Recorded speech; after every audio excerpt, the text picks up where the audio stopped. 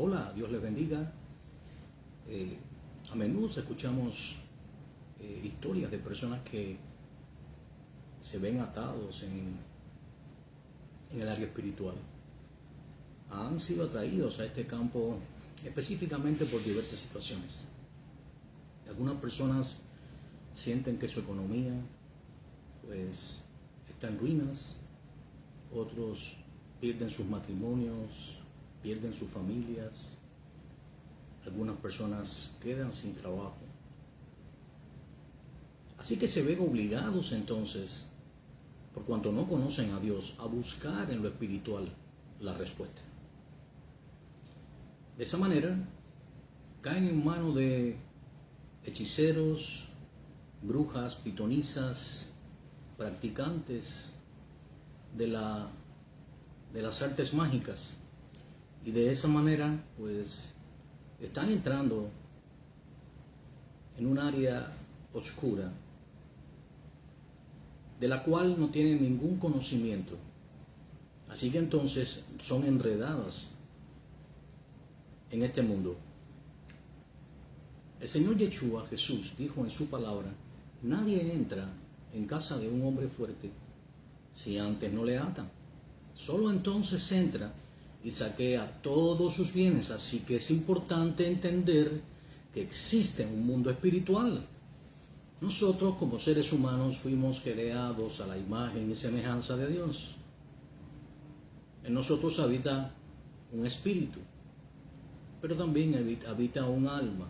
Así que tanto nuestra alma como nuestro espíritu, el cual es el Rúa, es el aliento de Dios, el que nos mantiene con vida, pues es espiritual. De hecho, Eclesiastés, escribe el Salomón, Eclesiastés capítulo 12, versos 6 y 7, que el espíritu, el Rúa, el aliento de Dios, cuando una persona muere, pues vuelve al Dios que lo dio. Así que sin lugar a dudas existe todo un mundo espiritual.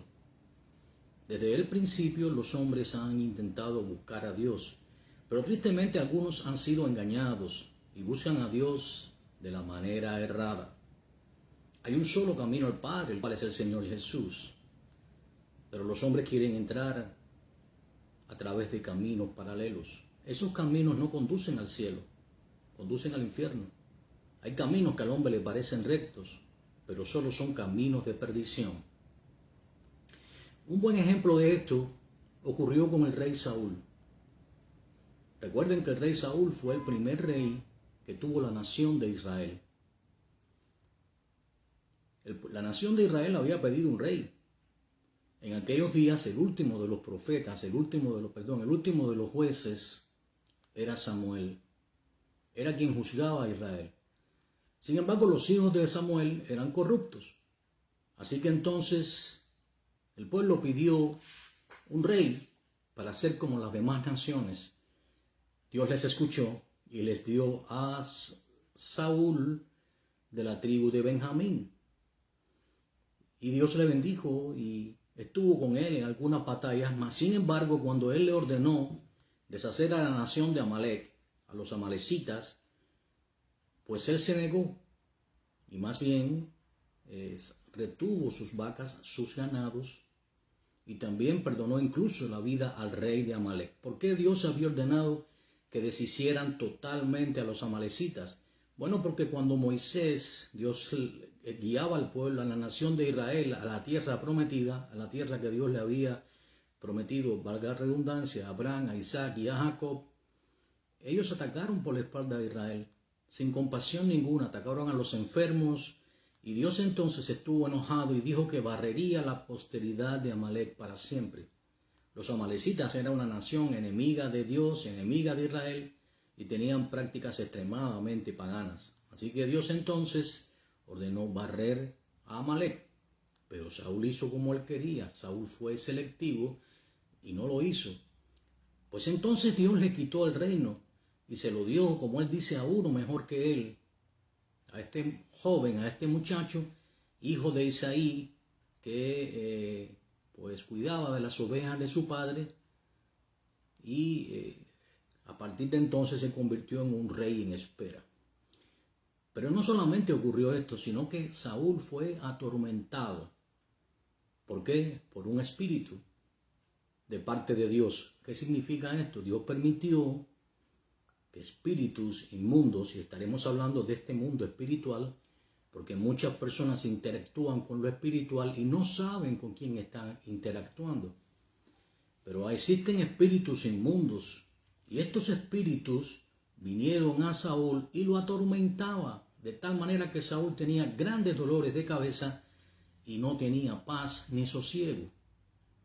Mas aún así, Dios en su misericordia y en los planes que él había proyectado de antemano, pues permitió que David, aquel joven que también era un experto en el arpa, pues viniese a donde moraba el rey, y solamente el arpa de David hacía que Saúl pues se aliviase de su malestar. Y así estuvo consolando al rey, tocando el arpa. Por eso es que muchos de los salmos de David fueron entonados allí en forma de cántico, y de esa manera pues comenzó a ocurrir lo que Dios había proyectado de antemano. David comenzaba a levantarse y Saúl a decaer. Por eso vemos en aquella batalla cómo David pues venció al filisteo, y a partir de allí entonces comenzó a ser prácticamente el general de los ejércitos de Israel, solamente debajo de la autoridad de Saúl.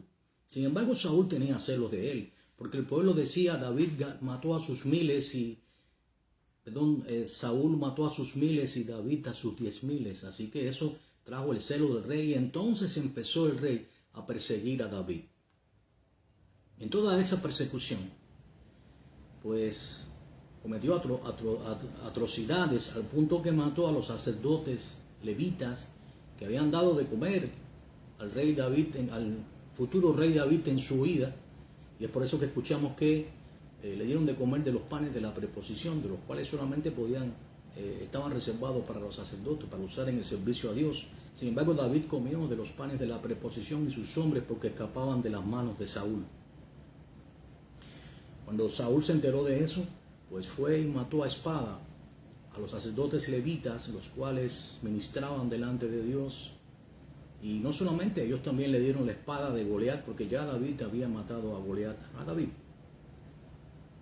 Así que así estaban las cosas, pero los filisteos organizaron un gran ejército, y por cuanto había muerto Samuel, que era quien se comunicaba con Dios,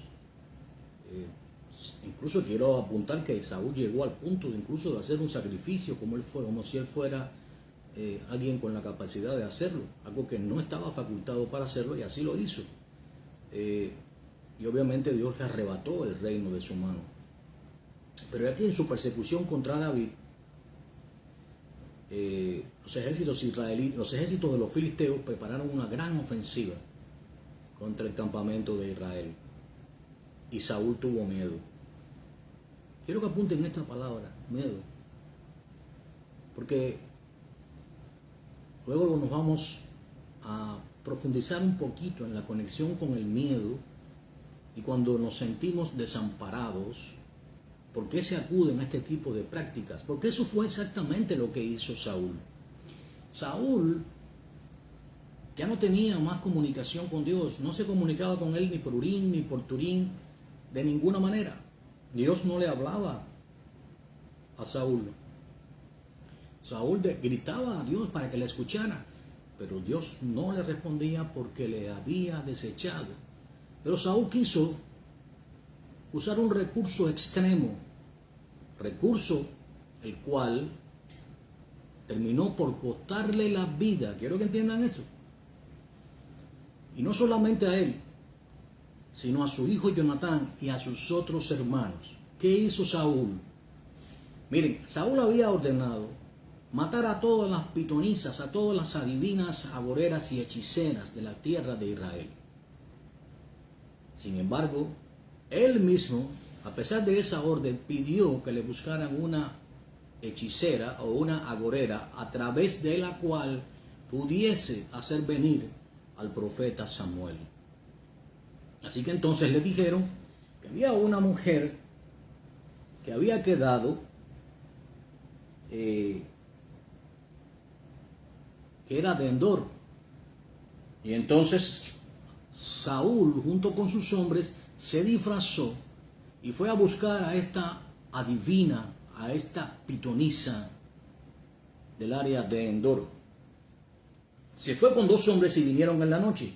Allí en el primer libro de Samuel, en el capítulo 28, en el verso 8, Saúl le dice a la mujer: yo te ruego, y no se identifica como el rey Saúl, sino como solamente como un viajante. Y le dice: yo te ruego que me adivines por el espíritu de adivinación. Miren esto, esto, lo grave que es. ¿A dónde puede llevarle la desesperación a una persona que no confía en Dios, que ha perdido la conexión con Dios? ¿Por qué? Por su rebeldía. Pero esto jamás debe ocurrir, porque esto produce muerte. Interactuar con las fuerzas espirituales es entender que estamos interactuando con Satanás mismo. Él es el príncipe de estos ejércitos demoníacos. Entonces le dijo que le hiciera venir a la persona que él quisiera. Obviamente él quería que la pitonisa le hiciera regresar de entre los muertos al profeta Samuel. La mujer le dijo allí en el verso 9, primera de Samuel 28:9, he aquí tú sabes lo que Saúl ha hecho, cómo ha cortado de la tierra a los evocadores. ¿Evocadores de qué? De espíritus, a los que invocan a los muertos. Y a los adivinos. ¿Por qué pues pones tropiezo en mi vida para hacerme morir? Saúl le juró por Yahweh, diciendo: vive Yahweh, que ningún mal te vendrá por esto. Entonces la mujer le respondió: ¿a quién te haré venir? Y dijo entonces: hazme venir a Samuel. Fíjense bien, la Biblia dice: el hombre muera y después sea el juicio, ¿verdad? Pero aquí dice que cuando dice viendo la mujer, recuerden, la mujer era una vidente. Satanás le da a algunos de sus siervos, hechiceros, agoreros, practicantes de las artes mágicas, brujos, paleros, babalaos, hechiceros, como usted quiera llamarlo. Al final son lo mismo. Les da a algunos de ellos la habilidad de poder visualizar en el mundo espiritual. Alrededor de nosotros se mueven espíritus. Hay ángeles, querubines que se mueven entre nosotros. De hecho, la Biblia dice que algunos han albergado ángeles sin saberlo. Así que alguna persona que ha invitado a alguien a su casa, que lo ha cobijado, un viajante, alguien que está en necesidad y ha creído que es un ser humano, pudo haber sido un ángel. Porque los ángeles son capaces de tomar una apariencia humana y asemejarse a nosotros, y quieren incluso la capacidad de comer y hacer las funciones que nosotros podemos hacer. Eso lo ve allí con el ángel del Señor, los 2 ángeles aquellos que estuvieron con Abraham, allí en el libro de Génesis, en el capítulo 19, cómo comieron con Abraham, eran ángeles. Así que entonces, por eso dice la mujer, viendo a la mujer a Samuel, clamó en alta voz: ¿por qué me has engañado? Pues tú eres Saúl. Así que ella no solamente pudo ver el espíritu de Samuel, sino pudo ver también que quien estaba allí no era un viajante, sino que era el propio rey Saúl, el cual ella temía porque había ordenado matar a todos los hechiceros, y así lo había hecho. Entonces el rey le dijo: no temas, ¿qué has visto? Y la mujer respondió a Saúl, ¿entiende esto? ¿Qué has visto? Sí, vio la mujer, efectivamente la mujer vio. Y ahora dice: ¿qué has visto? Y la mujer respondió: he visto dioses que suben de la tierra. La traducción dioses, recuerden que aquí está escrito dioses con minúsculas. Cuando en la Biblia se escribe dioses con minúsculas, se refiere a los falsos dioses, o sea, a los falsos dioses. Aquí se utiliza en realidad la expresión Bene Elohim, que significa como si fueran semidioses, como seres que no son Dios, pero que intentan suplantar a Dios. Seres espirituales con un poder sobrenatural. Así que lo que ella ve, dice, he visto dioses que suben de la tierra. Él le dije, ¿cuál es su forma? Ella dice, es un hombre anciano, viene cubierto de un manto. Saúl entonces entendió que era Samuel, y humillando el rostro a tierra, hizo gran reverencia. ¿Por qué me has inquietado haciéndome venir? Dijo Samuel, y Saúl le respondió, estoy muy angustiado, pues los filisteos pelean contra mí y Dios se ha apartado de mí. Noten que el miedo de Saúl estaba conectado con el haberse, con que Dios se había apartado de él, porque él había desechado a Dios. Y no me responde más, ni por medio de profetas, ni por sueños. Por eso te he llamado, para que me declares lo que yo tengo que hacer.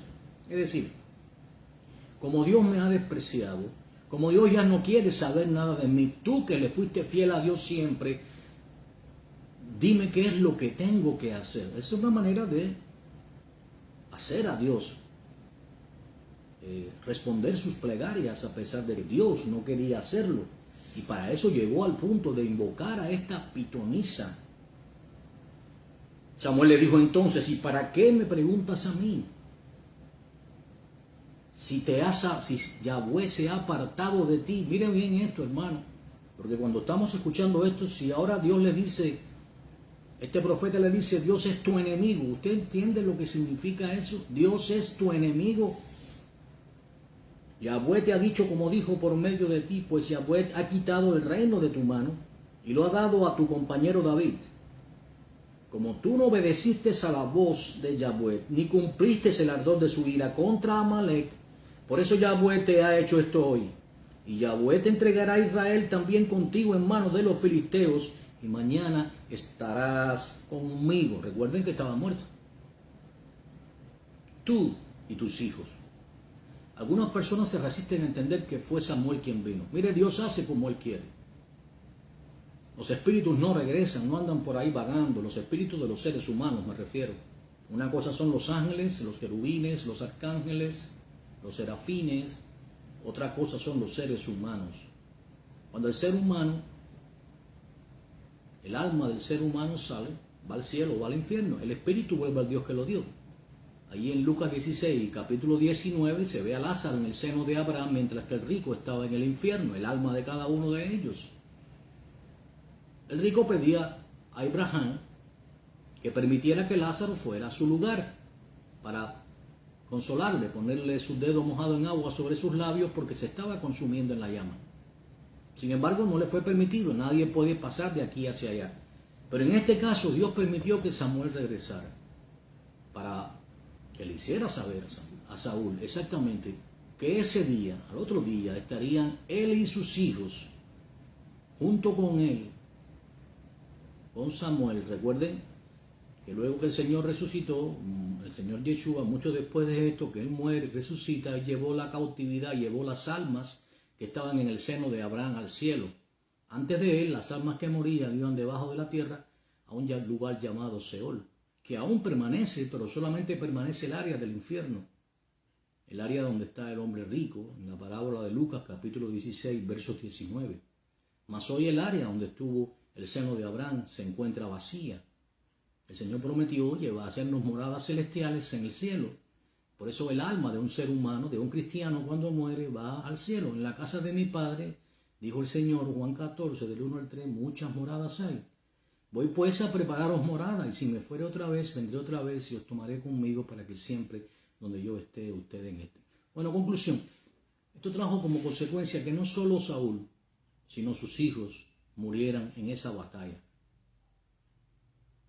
Tal y como había hablado el profeta Samuel o su espíritu, el cual había regresado de entre los muertos. Y este es el problema de lo cual estamos hablando. La práctica del espiritismo, la superstición. Mira, hay naciones enteras que están sumidas en la idolatría, que están sumidas en la práctica de la hechicería. Esto trae una maldición total sobre una nación. Naciones que se sumen en este tipo de práctica trae como consecuencia, número 1, la esclavitud. Número 2, la pobreza. Número 3, el miedo. Número 4, las enfermedades de todo tipo. Pero sobre todo la esclavitud. Existen, por ejemplo, si vamos al libro de los Hechos para que entendamos esto, ¿quiénes son estos espíritus que son capaces de esclavizar a un ser humano a través de diversas prácticas? Por ejemplo, hay personas que se han sentido atraídos por consultar una ouija. Y ahí parece un tablero de juego, pero lo cierto es que es un pacto, es un tipo de tratado en el cual una vez que usted entra a participar de ellos, pues obviamente se activan espíritus demoníacos. Y usted comienza a hacerle preguntas a esa ouija y increíblemente comienzan a haber respuestas, comienzan a moverse solo las piezas, me imagino, ¿no? Eso quiere decir que existe ese mundo espiritual y esto no es nada nuevo. Mire, allí en el libro de los Hechos, quisiera que me acompañara al capítulo 19, porque para que vea que esta es una práctica antiquísima. Allí en el libro de los Hechos, en el capítulo 19, vamos a leer a partir del verso 11. Dice la Biblia que allí en los días de la iglesia primitiva Dios hacía milagros extraordinarios por la mano del apóstol Pablo, de tal manera que aún se llevaban a los enfermos los paños o delantales de su cuerpo del apóstol y las enfermedades se iban de ellos y los espíritus malos se salían. Pero algunos de los judíos exorcistas ambulantes, quiere decir, esta práctica no es nueva, esta práctica es milenaria. Estos judíos se dedicaban a ir por los lugares a exorcizar, es decir, a echar fuera demonios, a invocar, a hablar con los espíritus, a interactuar en este mundo espiritual sin tener la autoridad para hacerlo. Porque aquí dice que quisieron invocar en el nombre del Señor Jesús sobre los que tenían espíritus malos, diciendo, os conjuro por Jesús, el que predica Pablo. Y había 7 hijos de un judío llamado Esceva. Él era jefe de los sacerdotes y ellos hacían esto. Así que el espíritu, mire bien, obviamente, quien habla es la persona, mas es el espíritu realmente el que responde. El espíritu malo, el demonio, le dijo, a Jesús conozco y sé quién es Pablo, pero vosotros quiénes son, quiénes sois. Y el hombre en quien estaba el espíritu malo, saltando sobre ellos y dominándolos, pudo más que ellos, de tal manera que huyeron de aquella casa desnudos y heridos. ¿Cómo fue esto? Fíjense bien. En primer lugar, no se puede interactuar con el mundo espiritual, con estos demonios, si no es para echarles fuera en el nombre del Señor Yeshua. Entendamos esto. ¿Quiénes son los demonios? Ya sabemos que un día los hijos de Dios, los ángeles, se llegaron a las mujeres y les engendraron hijos. ¿Por qué digo eso? Porque el término hijos de Dios es lo mismo que Bene Elohim. Está ahí en Job 1.6 y en Job 2.1, que era el nombre que se le daba a los ángeles. Dice la Biblia en Job 1.6, un día vinieron a presentarse delante de Dios los hijos de Dios, Bene Elohim, entre los cuales vino Satanás. Satanás es un querubín. Y no solamente está en Job 1.6, pero también en Job 2.1. Así que, si dice la Biblia ahí en Génesis 6, que un día vinieron los hijos de Dios y llegaron a las hijas de los hombres, los ángeles, y les engendraron hijos naciendo seres gigantescos o titanes llamados Nephilims, y que ellos comenzaron a crear una raza híbrida en la tierra, como entraban en las mujeres Y también en los hombres tuvieron relaciones con animales, contaminaron toda la tierra, salvo Noé y su familia que no estaba contaminado. Por eso Dios destruyó el mundo antiguo. Ahora, ya sabemos que por 120 años Noé predicó a aquella generación. Y el mundo de entonces fue sumergido debajo de las aguas del diluvio. Solo Noé, sus hijos, su esposa, fueron salvos. Por tanto, estos seres, por cuanto procedían de las mujeres, pero también de los ángeles, sus padres eran ángeles, los cuales un grupo de ellos fueron atados en prisiones de oscuridad debajo de la tierra, en el Tártaro, mas no todos. Pero estos seres llamados titanes, Nephilims, eran gigantes, no gigantes como hoy podemos ver un hombre alto, eran gigantescos. Tenían la costumbre de devorar a los hombres y beber su sangre. Estos seres quedaron sin un cuerpo físico. Su cuerpo se ahogó debajo de las aguas, pero sus espíritus procedieron, se mantuvieron viviendo en la tierra por cuanto ellos proceden de los ángeles. Así que entonces ellos, en realidad, luego ahora andan como seres incorpóreos, sin cuerpo, buscando un lugar donde habitar. Es por eso que cuando el Señor Yeshua llega allí a la tierra de los Gadarenos, había aquel hombre endemoniado que asolaba aquella área, que lo ataban con cadenas y con grillos y desmenuzaba las cadenas y los grillos, algo que ningún hombre puede hacer, era un poder sobrenatural y aterrorizaba a todas aquellas personas. Mas cuando el Señor vino con los discípulos, Él les dijo: ¿por qué vienes a atormentarnos antes de tiempo?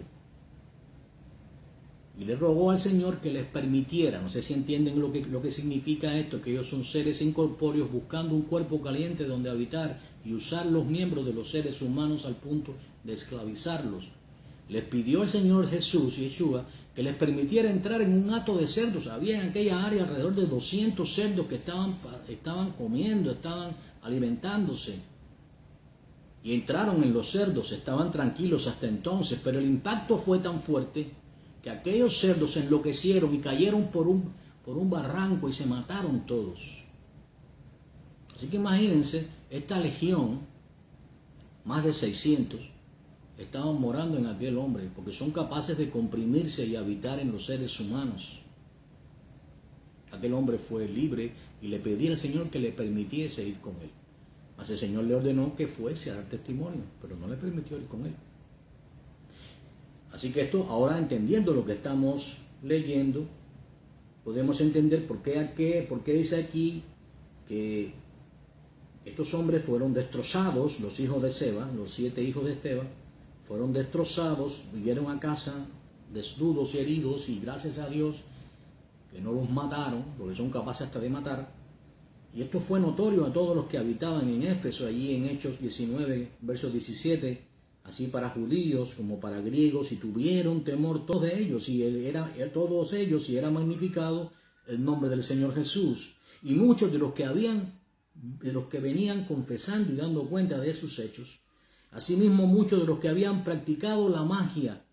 ¿Quiénes eran estos? Personas que estaban atados en este tipo de práctica demoníaca, porque el espiritismo, el vudú, las religiones yoruba, sincréticas, el palo mayombe, las reglas de Ifá, las prácticas orientales de hechicería, el zoroastrismo, todas estas prácticas tienen un denominador común que se llama el mundo de las tinieblas, el mundo de Satanás, cuyo capitán, general y rey es ese querubín que se levantó contra Dios, diciendo: pondré mi trono tan alto como el del Altísimo y seré semejante a Dios. Y su nombre es Luzbel, lo cual ahora conocemos por la serpiente antigua, diablo o Satanás.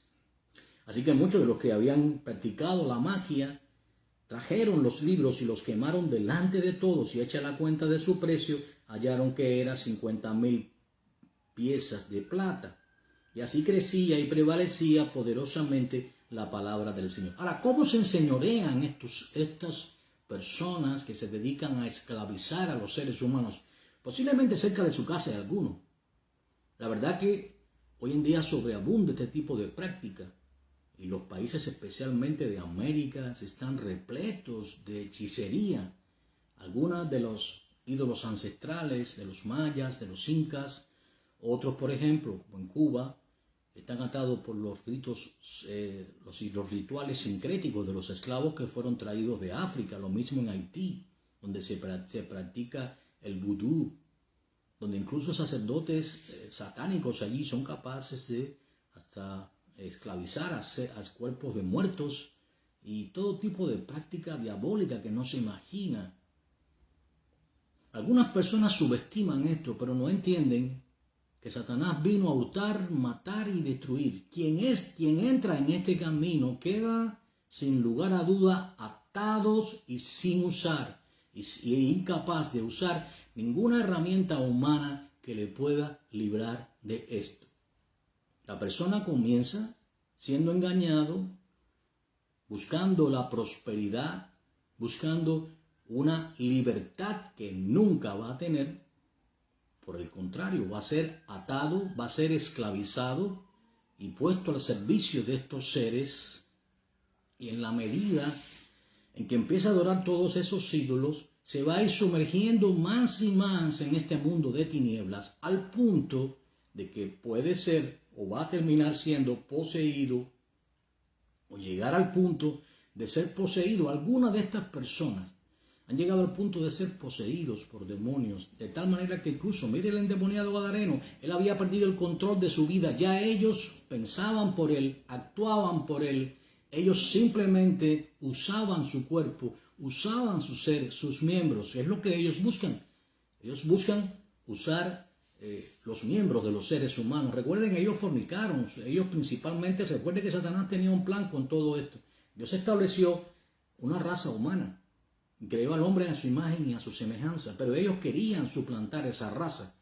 ¿Cómo? Con estos seres espirituales, gigantescos, hijos de Satanás, que comenzaron a devorar a los hombres y a beber su propia sangre. Y los hombres estaban gimiendo delante de Dios. Y es por eso que Dios envió el diluvio. Hoy es igual. Hoy se quiere crear una raza diferente. Hoy se quiere romper todo lo que Dios ha creado, el orden, establecer una raza completamente diferente donde se unen hombre y hombre. Detrás de toda esta relación, cuando se une un hombre con otro hombre, ahí inmediatamente, a través de la sangre, del interactuar de la sangre y los órganos sexuales, inmediatamente hay presencia demoníaca y transmisión de todo tipo de enfermedades. ¿Por qué? Porque es una puerta abierta. Cuando usted abre una puerta a los demonios, le garantizo que ellos no van a dudar ni siquiera un instante en entrar. Recuerde que la finalidad de ellos es habitar no uno, no dos, no tres, sino 400, 500, 600, lo cual era una legión, que es lo que le dijeron los espíritus que estaban habitando en el endemoniado gadareno, en aquel cuerpo. Noten que el interactuar es con puerco. Puerco en este sentido significa animales inmundos. Era lo que pasaba, no pasaban ovejas, sino pasaban puercos.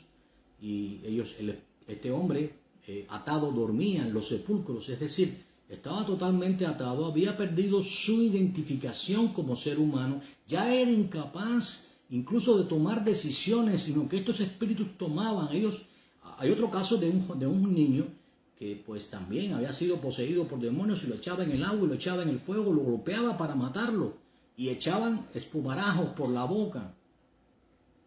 Todo esto tiene que ver con el mundo espiritual, tiene que ver con el interactuar con demonios. Es una puerta terrible que se abre. ¿Ok? Y obviamente detrás de todo esto se mueve el miedo. Cuando usted va a ver a uno de estos brujos, inmediatamente le va a ordenar hacerse un resguardo, una protección. Le va a ordenar, siempre le va a estar diciendo que hay un espíritu que le va a dañar o que están haciendo ciertas cosas contra usted. Le van a ordenar siempre estar cuidándose y va a vivir inmerso en el miedo. Porque a través del miedo le esclavizan. Y usted, oye, la persona que llega a entrar en este mundo no sabe cómo escaparse. Cada día se sumerge más en este mundo oscuro. Y llega al punto incluso no solamente de sumergirse él, sino también sumergir a sus hijos en este tipo de práctica. Por eso los cubren de collares, los cubren de tratos, rodean su casa de ídolos, están siempre pendientes de cualquier señal. Si una vela simplemente, si prenden su casa una vela de olor y la vela se mueve un poco, están aduciendo que son espíritus. Y siempre viven con miedo. Llevan en su carro trapos de colores rojos o de diversos colores, o ponen señales para protección. Se hacen conchas o ciertos pañuelos ungidos supuestamente por el brujo, al cual consultan, al cual llaman padrino, y que no es más que uno de estos sacerdotes de Satanás, pitonisas, le llaman madrina, son pitonisas, en realidad son brujas que sirven a Satanás mismo, y que ellas mismas son esclavas de Satanás, y que incluso Satanás puede llegar al punto de proveerles a ellos cierta prosperidad. ¿Para qué? Para a través de eso mantenerlas atadas. En realidad todos ellos, incluyendo la propia pitonisa, incluyendo los brujos, son esclavos de Satanás. He conocido casos de personas que han terminado ciegos en este tipo de prácticas y luego muertos, porque no se entra en casa de Satanás si antes no le ata. Hay una sola manera de atar a Satanás, y es cuando usted renuncia a ese tipo de práctica, cuando usted confiesa con su boca que Jesús es el Señor, que Dios lo levantó de los muertos, cuando se arrepiente de sus pecados y está dispuesto a, como hicieron estos primeros creyentes que estaban atados en este mundo espiritual, atados en el mundo de las artes mágicas, tomaron todos sus libros, no miraron el valor de los libros, simplemente los echaron al fuego, porque eran maldiciones sobre sus vidas, sobre su casa, sobre su familia, sobre sus propios hijos. Ponen un ídolo detrás de la puerta y dicen: este es el ídolo que me va a librar. Le ponen 2 conchas en los ojos y una concha en la boca y dice: ese es el Dios que me abre los caminos, o el príncipe o el ídolo que me abre los caminos. Una concha, un pedazo de piedra le va a abrir el camino, no. Y luego entonces colocan y le ponen juguetes o le ponen de comer, porque creen que los espíritus van a ir ahí a comer. En realidad lo que están haciendo es adorándole, es rindiéndole pleitesía y adoración a los demonios. Los demonios no son fieles a nadie, ni cuidan a nadie. Los demonios simplemente les utilizan para sus propósitos. El propósito principal de ellos, número 1, es utilizar sus miembros mientras esta persona esté en la tierra con vida. Es por eso que a veces hay personas que han sido inducidos a suicidarse. Mire bien, así, es una voz que comienza a hablarle a la mente, y ellos son capaces de atormentar a las personas y le van hablando a la mente: mátate, mátate, y esto se convierte en una persecución terrible. De tal manera que la persona un día desesperada se da candela o se mata. Hay personas que se han dado candela y en el momento en que ya se están muriendo, que ya están a punto de salir el espíritu, exhalar el espíritu, han rogado que les salven. Pero si eso fue lo que quisieron hacer, ¿por qué? Porque los demonios salen. Son como las ratas. Cuando el barco se está hundiendo, las ratas inmediatamente abandonan el barco. Ellos hacen lo mismo. En el momento en que ya el hálito de vida va a abandonar el cuerpo, ellos salen, porque ya no pueden usar más ese cuerpo. Y es por eso que la persona momentáneamente vuelve a la normalidad, y en ese momento se da cuenta de lo que hizo, pero ya es tarde. Hay otro ejemplo claro aquí, y quiero que me acompañe ahí en el libro de los Hechos, en el capítulo 8. Todo esto está en la Biblia y deberíamos estar escudriñando todas estas cosas, porque es realmente impresionante. La verdad es que Felipe, que era un evangelista, había descendido a la ciudad de Samaria. Ya les he explicado que en los días del Señor, Samaria era una ciudad las cuales eran descendientes de de Abraham, porque sí eran descendientes de Abraham, pero no de Jacob. ¿Por qué? Porque el imperio asirio se había llevado al reino del norte cautivo para su imperio y se habían perdido su identidad, y había traído entonces personas de las naciones que ellos esclavizaban a morar allí en lo que se conoce como Samaria. Así que estos no eran hijos de Jacob. Por eso es que el Señor le habló a la samaritana, y ahí en el pozo de Jacob, pues ella entonces le dijo que tenía un hombre que no era su marido, que no era su esposo, y a partir de ahí esto bastó para que el Señor fuera allí a los samaritanos y les predicara el evangelio. Pero esto es una realidad. Esta es la misma Samaria, y dice allí en el evangelio según el libro de los Hechos, en el capítulo 8, que Felipe había descendido a la ciudad de Samaria. Felipe el evangelista, el mismo que le predicó al esclavo de la reina Candace. Y la gente, todos les escuchaban, porque de muchos de ellos, fíjense bien, que tenían espíritus inmundos, salían dando grandes voces, y muchos paralíticos y cojos eran sanados. ¿Entienden esto? Hay muchas personas que están siendo o que son objeto o habitación de demonios. Y así ocurría en Samaria. Había casos incluso en que muchos de estos demonios producían enfermedades en las personas. Y había gran gozo en aquella ciudad. Sin embargo, había un hombre llamado Simón. Simón ejercía la magia en aquella ciudad. Era un líder y había engañado a la gente de Samaria haciéndose pasar por algún grande. ¿Qué significa grande? Que era un hombre reconocido en el campo espiritual, como un brujo, como un hechicero. Y a él lo oían atentamente todos, desde el más pequeño hasta el más grande, diciendo: este es el gran poder de Dios. Noten cómo las personas confundían al Dios Todopoderoso con este ídolo abominable o estos ídolos que servía Simón, porque no solamente uno, servía a los demonios. Y les estaban atentos porque con sus artes mágicas les había engañado mucho tiempo. Pero cuando creyeron que Felipe anunciaba el evangelio del reino y el nombre del Señor, entonces se bautizaron hombres y mujeres, y creyó Simón mismo y se arrepintió.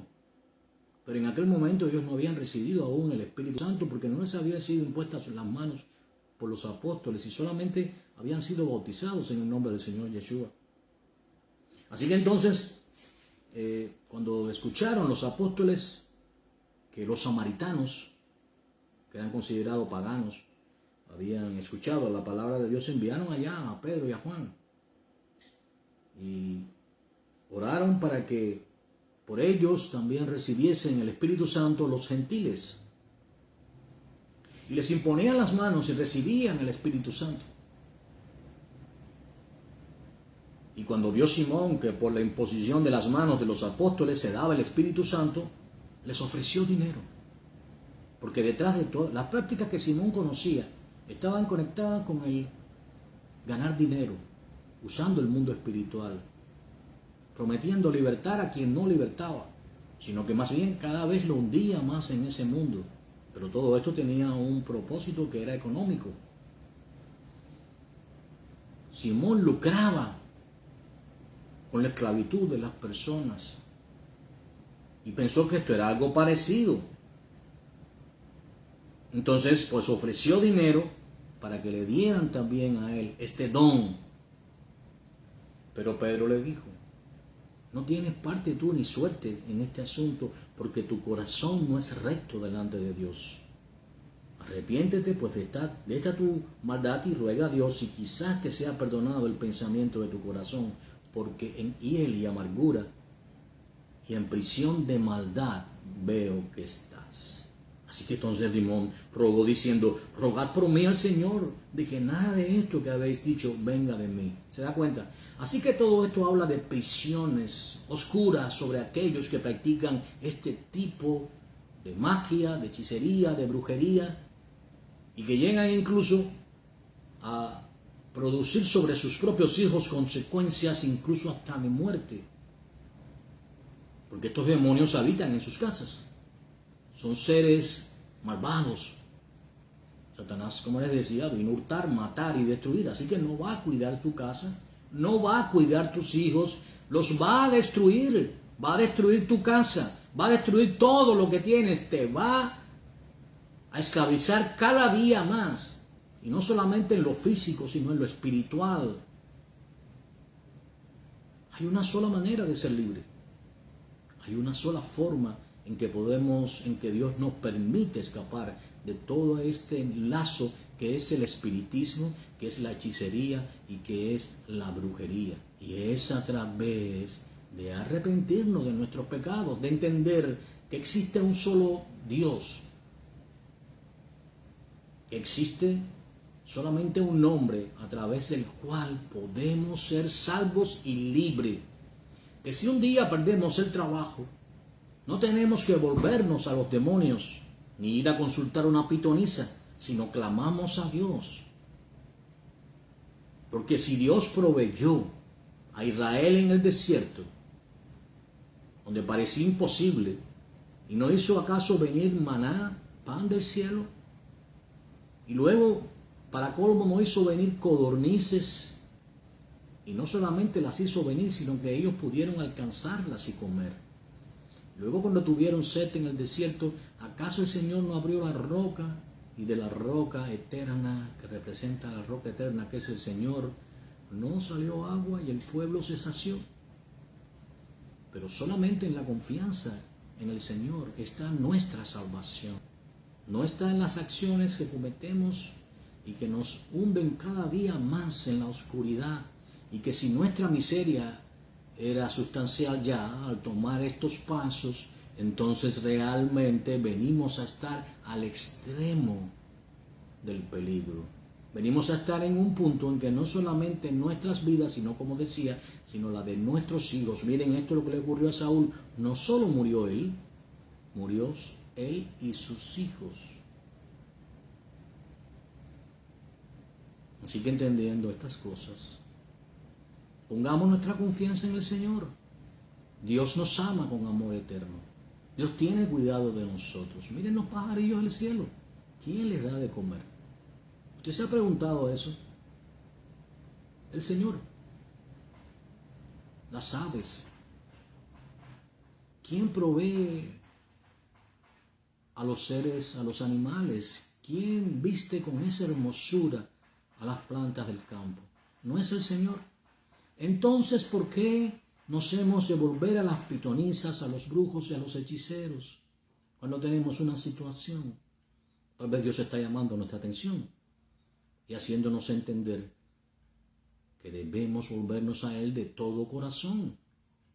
Dios permitirá la prueba en nuestras vidas, porque la prueba produce paciencia y la paciencia produce fe.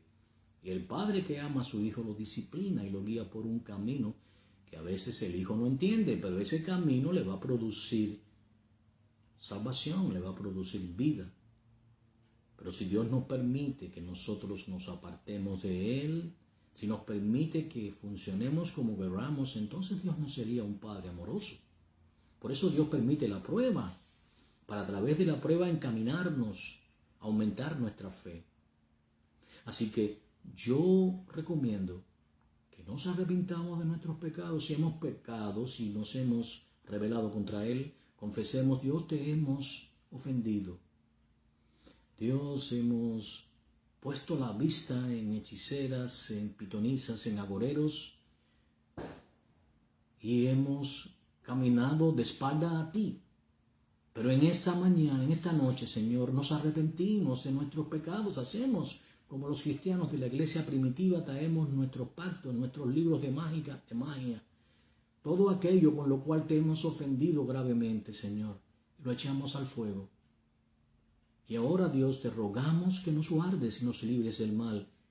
Perdónanos nuestros pecados y haz habitación en nosotros. Llénanos, Dios, de tu presencia. Encomienda al Señor su camino y confía en Él, y Él hará. La paz del Señor sea con cada uno. Dios les bendiga.